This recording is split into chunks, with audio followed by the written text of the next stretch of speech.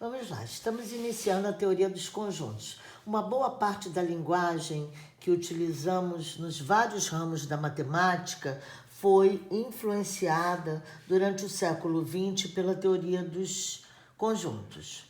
Iniciaremos então a revisão dos conceitos básicos, como o que é um conjunto?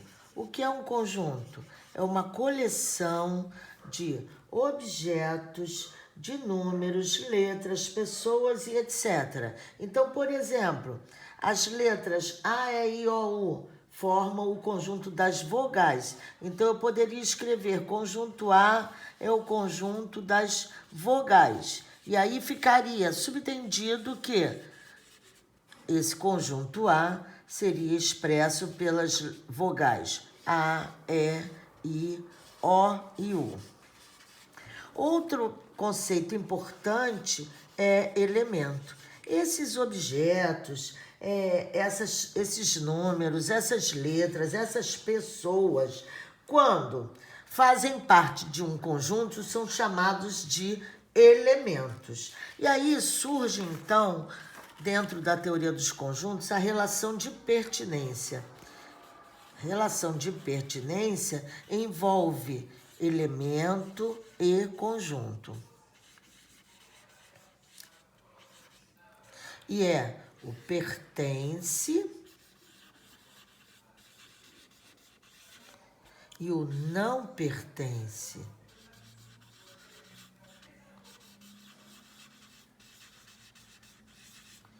Então, quando, por exemplo, uma pessoa é um elemento de um conjunto, dizemos que ela pertence a esse conjunto. De um modo geral, se um elemento qualquer, X, toma parte na formação de um conjunto A, dizemos que ele pertence ao conjunto A. Então, por exemplo, se esse elemento X faz parte do conjunto A, ele pertence ao conjunto A. O símbolo significa pertence a. Se, por exemplo, indicamos o conjunto dos números ímpares por I e números ímpares, então, eu posso dizer que 3 pertence ao conjunto I. Por quê? Porque 3 é ímpar, certo? Então, a representação de um conjunto se dá de várias maneiras. Nós podemos representar um conjunto da seguinte forma. Representação de um conjunto.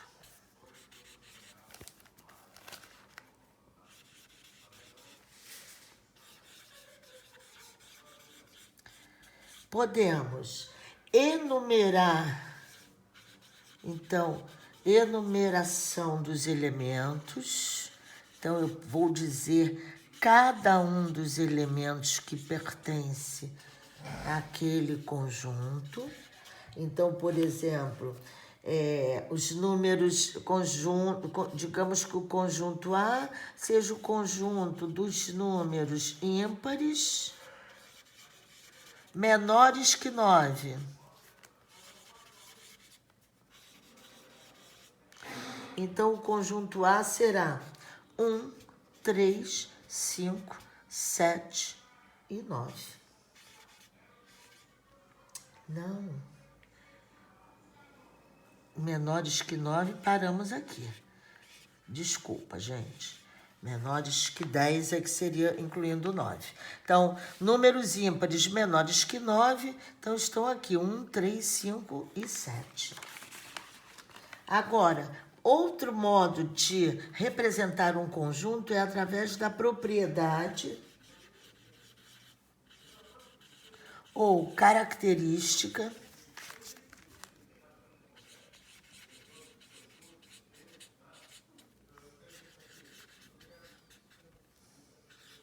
comum a todos os elementos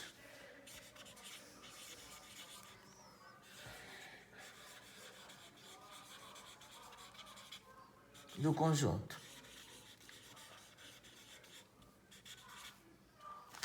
Então, poderíamos escrever, indica-se entre chaves também, tá? Então, se eu vou enumerar os elementos, eu também coloco esses elementos entre as chaves e a característica também. Um elemento A, o conjunto A, pode ser dos elementos X, tal que X é mês que começa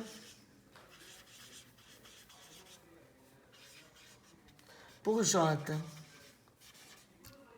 Daqui eu saberia a propriedade ou característica comum a todos os elementos, já fala, já induz a eu saber quais são os elementos desse conjunto. O conjunto A seria composto pelos elementos janeiro, junho e julho. Certo? Por quê? É o mês que começa por J. Quais os meses do ano que começam por J? Janeiro, junho e julho. Então, estariam aqui. Outra forma de se representar esse conjunto é através do diagrama de Venn. Representação através da geometria, representando o conjunto geometricamente. Representação geométrica. Vamos usar o diagrama de Venn, tá? Que é uma linha fechada denominada diagrama de Venn. Estaria aqui. Aqui, o conjunto A. E eu estaria representando A e E. E aqui I, O e U. I, O e U não são elementos do conjunto A.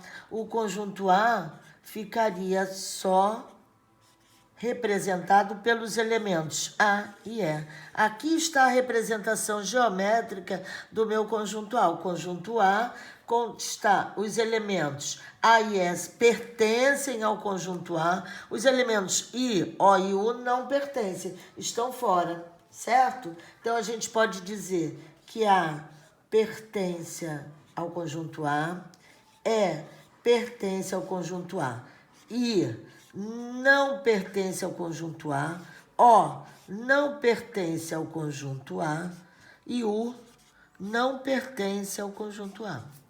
Certo? Então, até agora tudo bem? Com isso aparece mais um conceito, conjunto universo.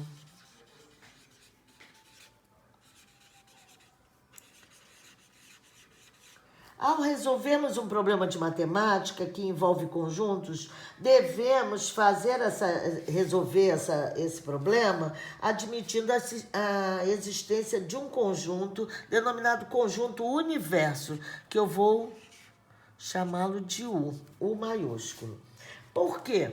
Porque nem sempre eu preciso definir em qual conjunto eu estou trabalhando para resolver determinada questão. Então, se eu tiver, por exemplo, essa equação, x mais 2 igual a 6. X é igual a 6 menos 2, x é igual a 4. Ok, achei isso. Se o meu universo for o conjunto Z, que depois nós vamos falar mais explicitamente, quem é Z? Conjunto Z é o conjunto de todos os números inteiros, positivos e negativos. Então, a minha solução existe. A solução encontrada pela equação faz parte do conjunto universo. Então, uma coisa é o conjunto universo, outra coisa é o conjunto solução. O conjunto solução é o valor encontrado na resolução de qualquer equação. certo? Agora, nem sempre a solução pertence ao universo que nós estamos trabalhando. O universo é o conjunto que nós dispomos para trabalhar. São esses valores que nós temos para trabalhar. Se, por exemplo, eu continuasse com o meu universo Z e eu tivesse essa equação aqui,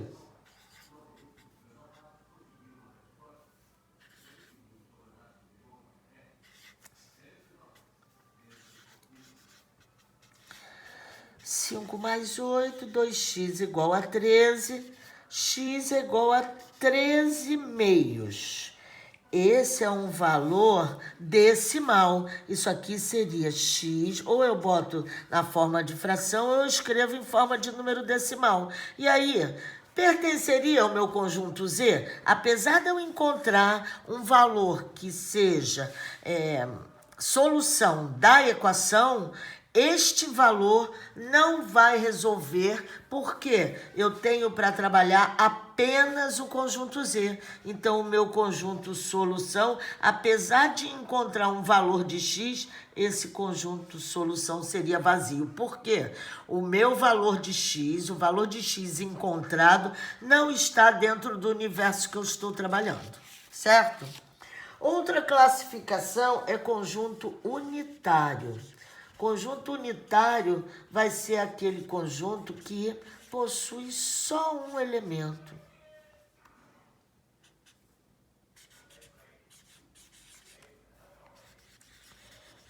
É um conjunto formado por um único elemento. Então, se eu dissesse conjunto B é o conjunto X, tal que X é planeta do sistema solar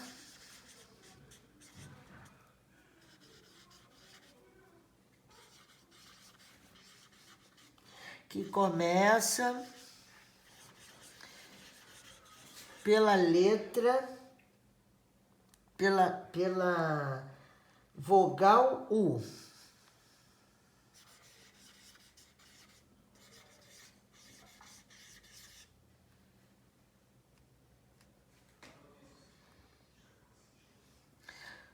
Ou que começa por uma vogal. Mas vamos lá. Começa pela vogal U.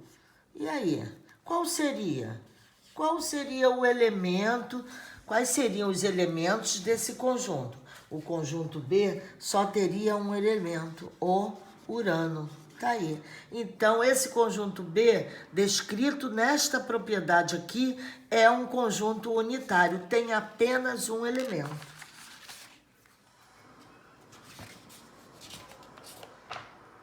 Conjunto vazio.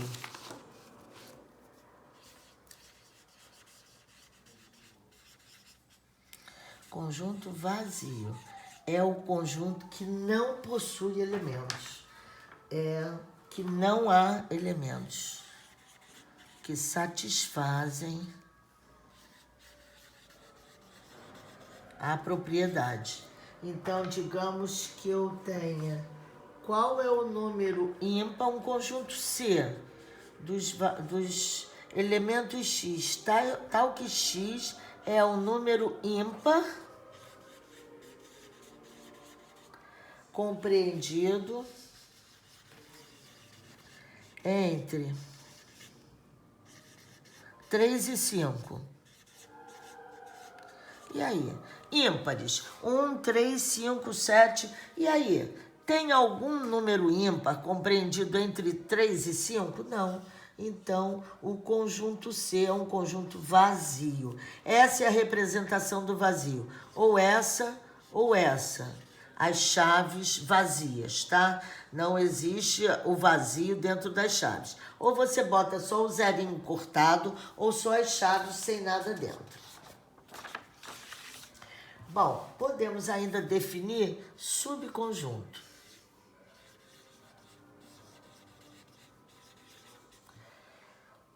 Toda vez que dizemos que um conjunto A é um subconjunto de um conjunto B, é porque todos os... Então, se o conjunto A é subconjunto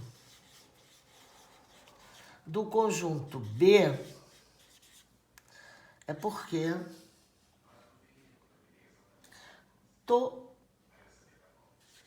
todo elemento, não pode ficar nenhum fora, todo elemento de A é também elemento de B.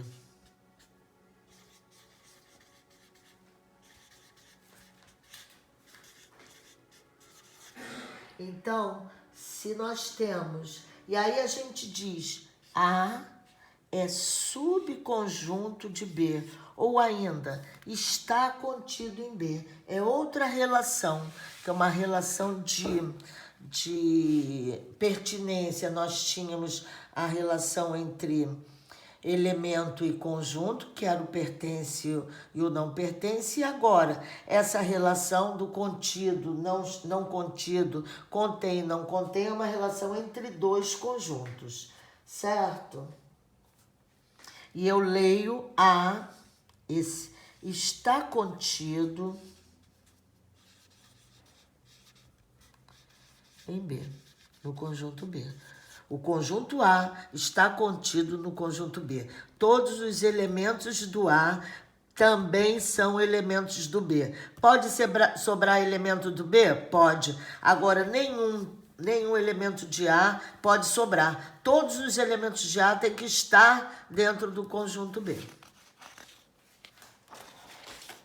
Igualdade entre dois conjuntos.